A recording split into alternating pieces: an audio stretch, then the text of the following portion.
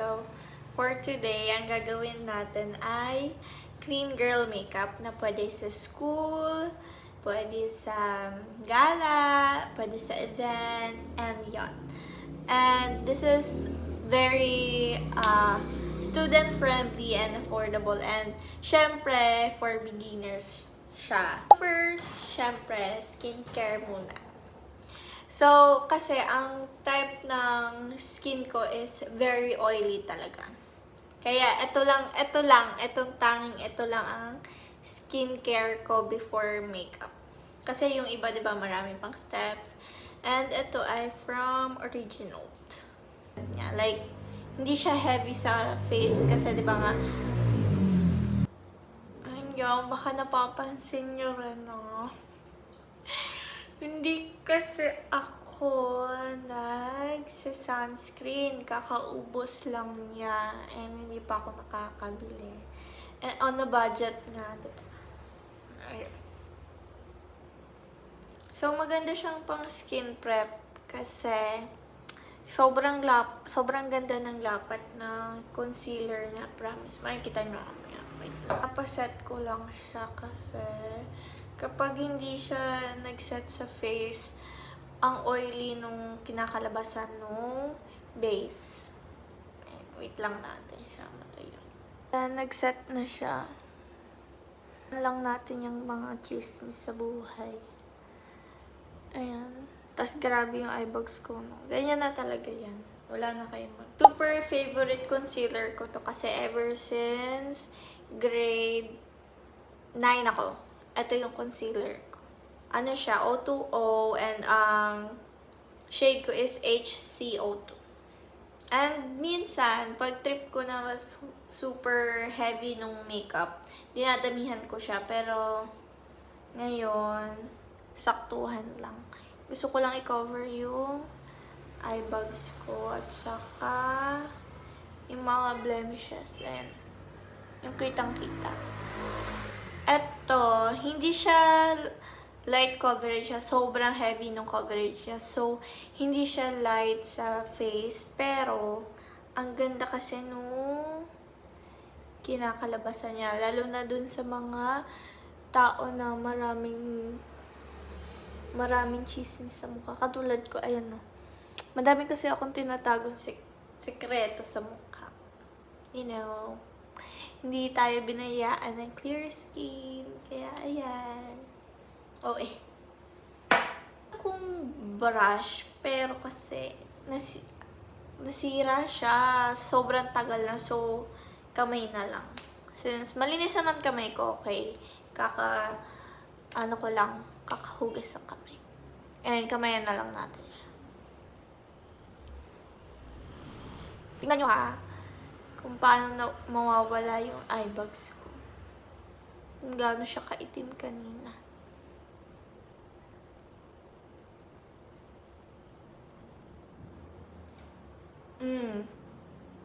Divine, tingnan nyo naman yung eyebags ko dito sa eyebags ko. Sobrang itim yan. Ayan. Tingnan nyo ha, mawawala yan. Kasi nga high coverage yung concealer na to. Hindi siya yung para talaga to sa mga, perfect talaga to sa mga taong maraming blemishes. Tsaka dark spots.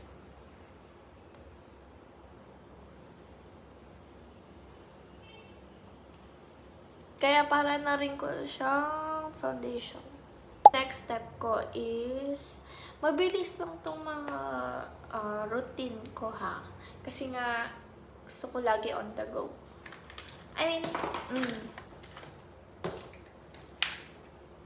Okay, for blush, eto long lasting talaga siya. Kasi nga from Chuchu na yan, no. And ang shade ko is Pink Lemonade. And baka ang gawin lang natin ngayon is fresh na makeup lang. You know. Ayan. Tapos ang ginagawa ko, nilalagyan ko here. Ayan. Kasi sobrang pigmented nito. Nilalabanan niya, laban na laban ang school air dito at saka work air. Kung anong air pa yan. Commute air. Kasi nga liquid blush siya, so mabilis siya mag-set since long lasting siya. Kaya mabilis. Okay, so ayan, ganyan lang. Itong brush na to, ililink ko na lang siya. Diyan, basta from Shopee to. Ayan, ganyan ko lang siya. Tapos, dito ko siya sa gitna nilalagay kasi malaki yung face ko. Ayan o. Tinatago lang yan ang buhok ko pero malaki talaga yung face. Top lang. Top pala. Top lang. Smile. Hindi nagko-complement sa face ko yung pag dito. Sobrang na-emphasize niya kasi yung malaki kong face. Kaya lagi lang siya sa gitna. Kaya kapag napasobra, i-blend nyo na. Pasobra siya. Pero kasi, ganyan talaga ako mag-blush. Pero yan, medyo okay na siya sa akin. Wait lang. Medyo dagdagan pa natin na a little bit. Ayan, okay na sa akin yan. Tapos, after nyan, di ba ang shiny niya? So, ang gagawin ko is loose powder ako. Ayan. So, ang gamit ko is from Sales Lady. Ayan. Super gamit na gamit ko to. And, ano ata is SL227. Yun ang shade niya. Loose powder. Ayan. Tapos, ayan, may kasama na kasi siyang ganito. Then, tinatap ko lang siya. Then, di ba nga, na-mention ko na super oily ako. Gusto ko talaga yung super matte. Di ba yung iba ayaw ng matte na makeup? Kasi, super flat tingnan. Ako, gusto ko kasi nga, super dali kong mag-oil up sa T-zone, lalo na sa noo, at saka sa saan bang part? Ditong part. As in, kahit anong powder na gawin ko, kaya maano rin ako sa sunscreen. Yung, ayan. Tapos, minsan, kapag sinisipag ako, nagbe-bake ako. Pero, pag nagmamadali na, hindi na. Pero, since ngayon, for the sake ng video na to, mag-bake tayo. Ayan. Mas effective siya. Mas tumatagal naman siya ng 5 hours, 4 hours. Na hindi ako nag-oil up. Pero, as in, super oily ko. And, comment down below if nakaka-relate kayo kasi sobrang dalang ko lang nakakakilala ng oily na as in. Tapos, habang nag-iintay ako na nagsiset yan, mag-curl ng lashes. So, ang pinaka hindi ako mabubuhay nang wala is yung lashes. Kasi, ayan, tingnan, nakakabuhay talaga siya ng eyes. Kasi, kadalasan yung eyes ko, guys, para siya laging pagod na pagod. Kaya, ang pinaka-sikreto talaga siya is mascara. At saka, since mahaba naman yung lashes ko, pero nakalbo na nga yan eh. Dati, sobrang kapal. So, ang gamit kong mascara is from Shiglam. So, gift to sa akin na best friend ko. Hi, Andy! So, super ganda nito kasi waterproof din siya. So, kahit umiyak-iyak ka dyan, go. So, guys, medyo makapal ako mag-mascara, kaya Para angat na angat siya. Lift na lift. Tapos, para lagi nasa tuktok siya. I-swear kung ganyan.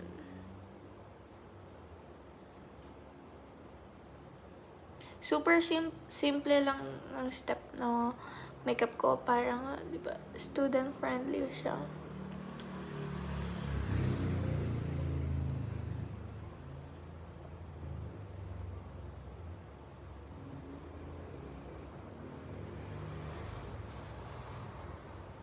Okay, yan guys. Ang haba ng lashes ko.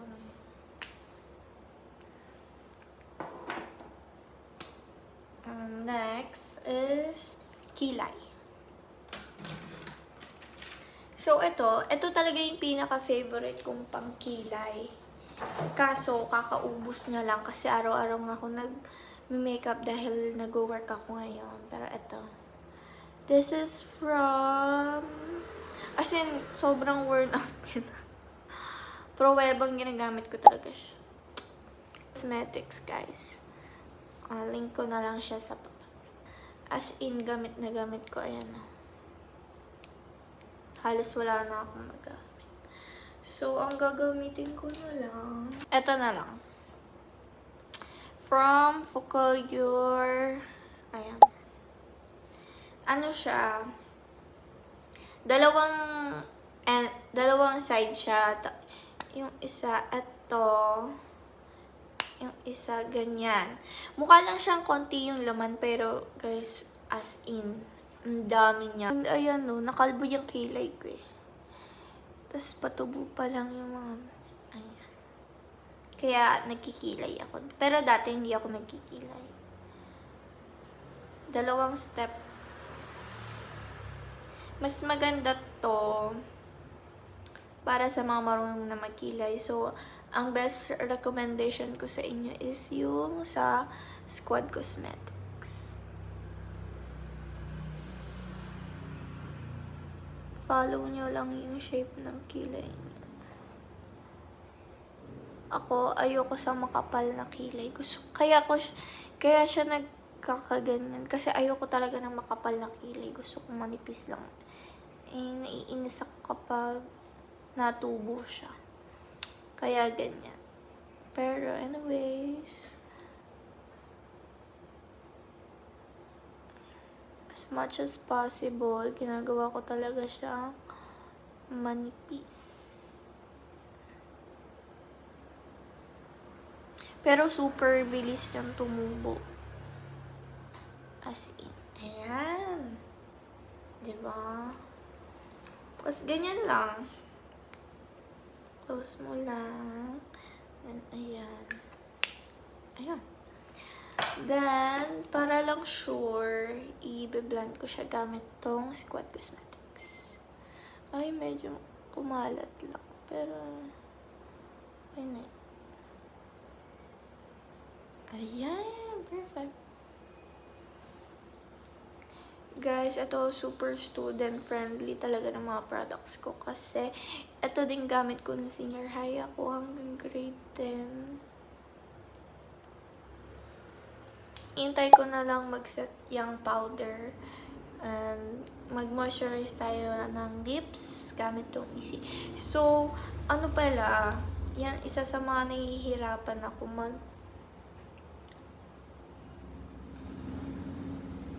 mag-maintain ng super moisturized lips. So, malaking help tong Easy. So, ang shade ko is Off Duty. So, ito yung Hydra Gloss nila. As in, so, ayan o. Nawala yung pagka-dry niya agad. So, guys, ito lang din yung gamit ko kanina. Panglagay. Atin to Time 4. Ito. Konti lang.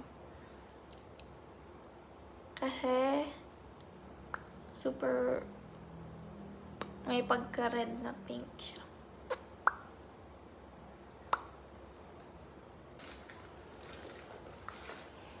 Lagyan natin siya ng pagka-brown.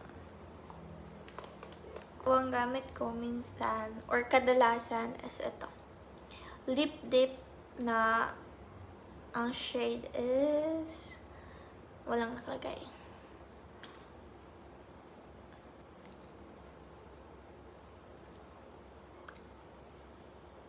Ano ba? Ay! So, ayun.